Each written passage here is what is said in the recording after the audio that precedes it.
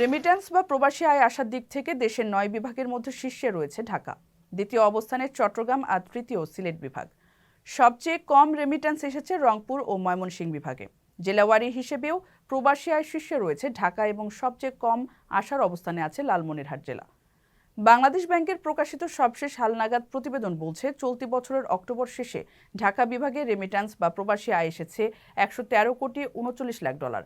অক্টোবরে ঢাকা বিভাগের ১৩টি জেলার মধ্যে সবচেয়ে বেশি প্রবাসী আয় এসেছে ঢাকা জেলায় ৭৫ কোটি ডলার।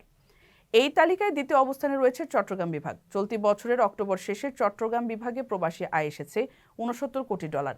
এ সময় চট্টগ্রাম বিভাগের ১১টি জেলার মধ্যে সবচেয়ে বেশি প্রবাসী আয় এসেছে চট্টগ্রাম জেলায় ২০ কোটি ৭৪ লাখ ডলার, আর সবচেয়ে কম এসেছে বান্দরবান জেলায় ১৬ লাখ ডলার।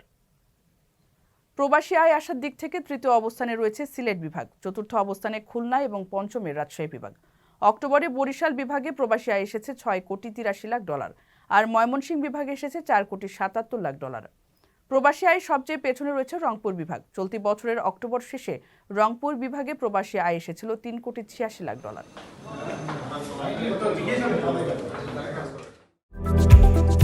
আকর্ষণীয় রেট ও দারুণ সব ডাটা বান্ডেল পেতে আজই ব্যবহার করুন ফ্রেন্ডলি সিম।